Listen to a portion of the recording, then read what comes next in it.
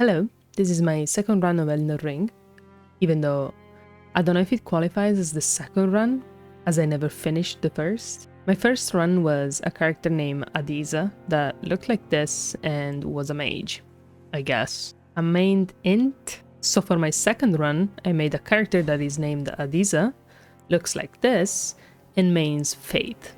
So yeah, I made the same character, changed the color, and the brand of magic I want to use.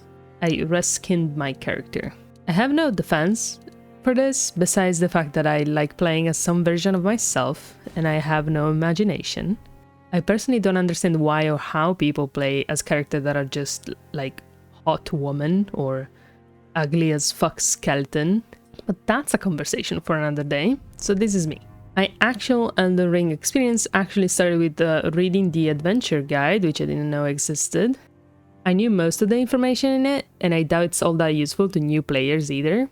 But I'm not one, so I can't attest to that. I did parse some lore from it though, which is good.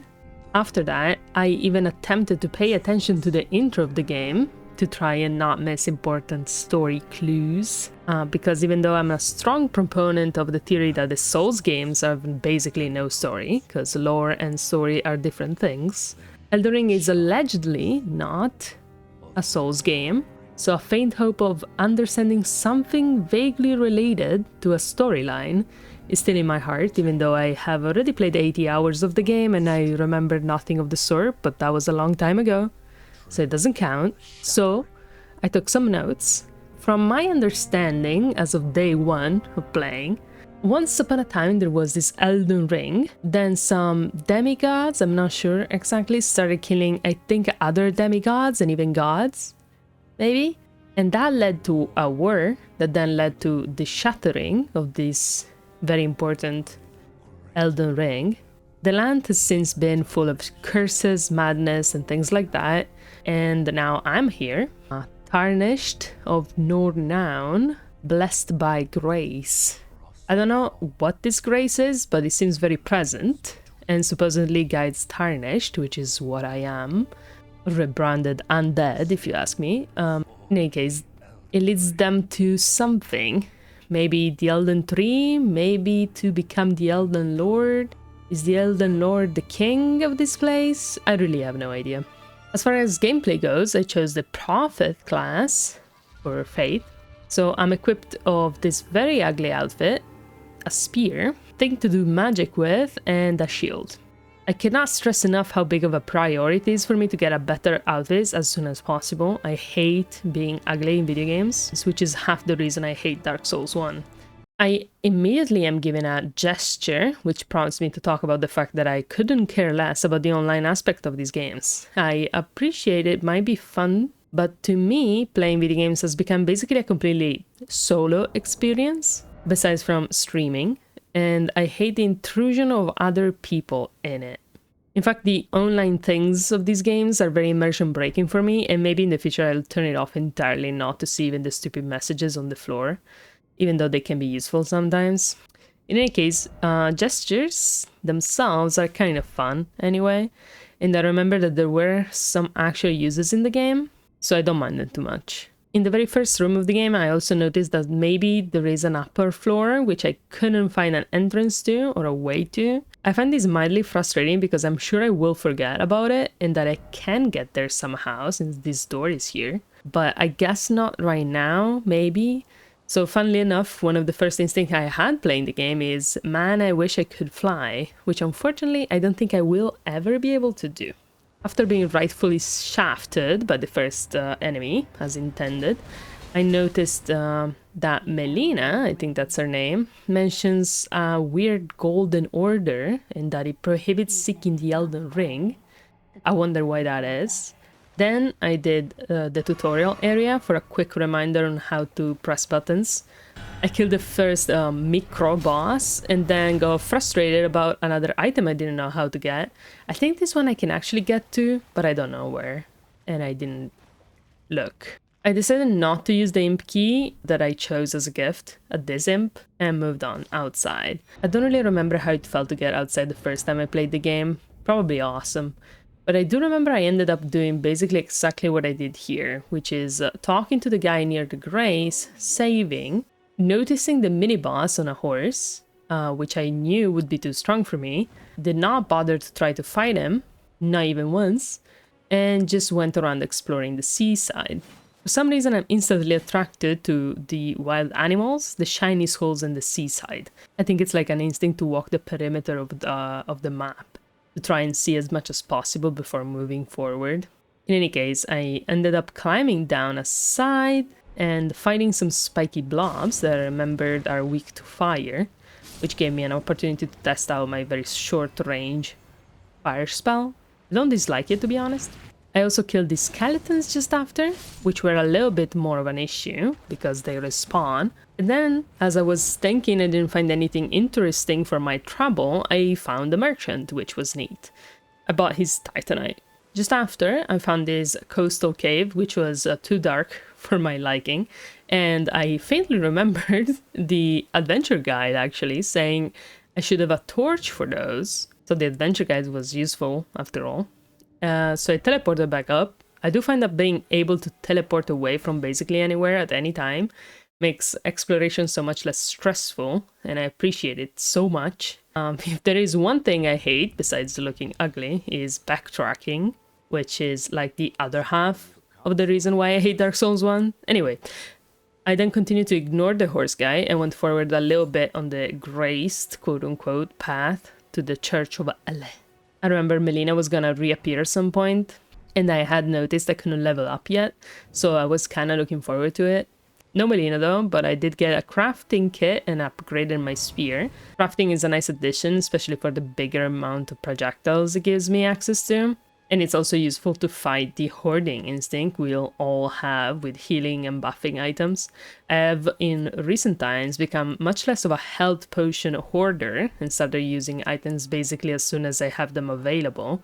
But a further push in that direction doesn't hurt. The one thing, I think, is that cracked pots are too rare in my opinion. I'd like to use more of those.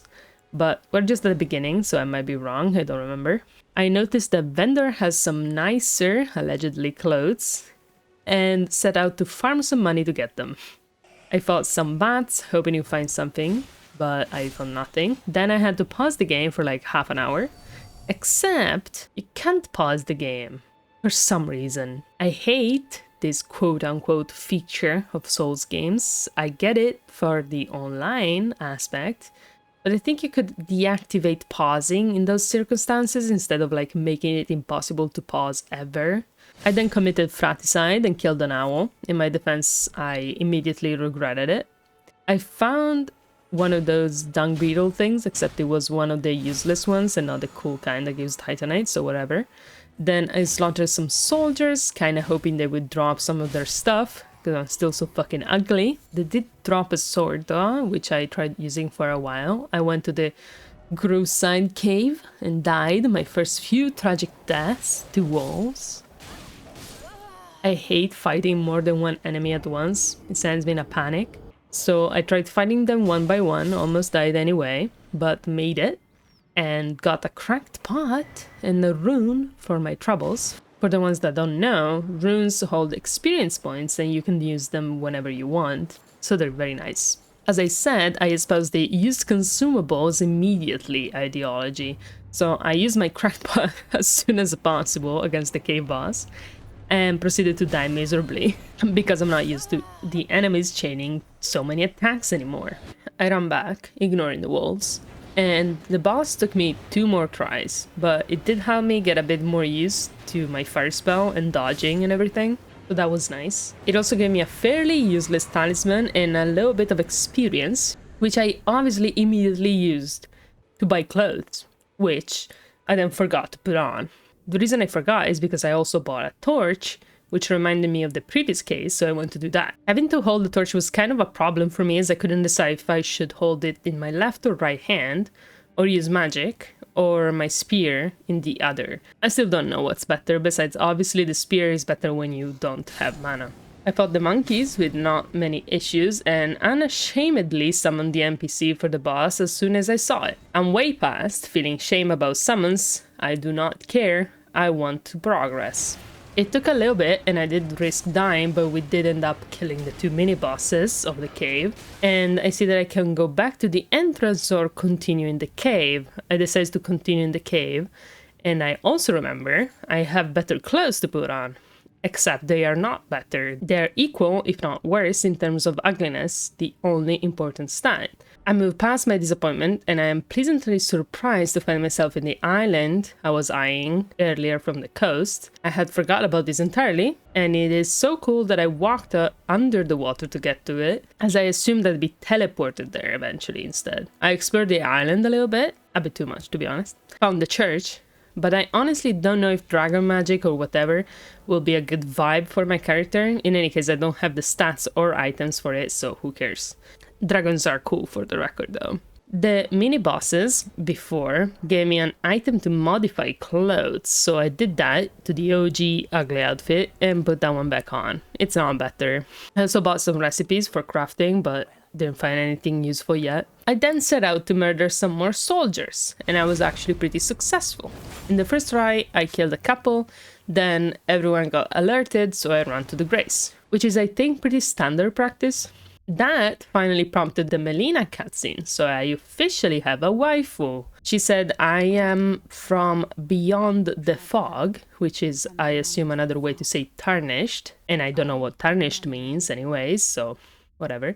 All I know is it seems we're the only ones doing anything around here for some reason. She also wants to get to the Elden Tree for some mysterious reason, and she can level me up if I promise to get her there, which I agreed to. I should look up what happens if I say no. I didn't have enough rooms to level up as I spent them on clothes, but she did also give me the ring to call Torrent, the horse, which is great. Let's be honest, I love having a horse, and this horse double jumps. Amazing, fast, awesome. I went back to murdering soldiers, but after going through the left side and getting some items, I got distracted by weird sounds that led me to this plain with scary lighting, a giant, and a guy on horseback. It was all pretty scary, to be honest. I tried fighting the guy on the horse, but he killed me. So I respawned near there and tried fighting the camp he came from, but everyone and their mother got alerted, so I ran away like a little kid.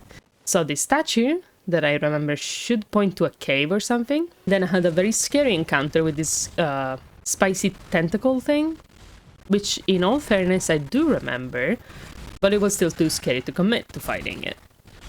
I also tried fighting some walls, but I didn't have any healing, so I gave up and ran back to a grace. Baby shit. So I went back to my roots of murdering soldiers. Unfortunately I died, but I got my revenge. I managed to kill everyone, more or less stealthily, found the ashes of war in the basement, got a piece of the map in the middle of camp, and then dueled the main big scary shield guy. And won! Yay! Really, half the reason this game is hard is that I just get scared, to be honest. But what's important is that I win in the end, even if I did cheese the fight by using the horse. I even went around to look for the final 2 enemies because I really wanted everyone dead. Then went back to level up some mana and vigor, and put the Ash of War ability on the spear just to try it. And that concludes day 1 of my new Elden Ring run, with around 2 hours gameplay and too much time writing it down and recording it.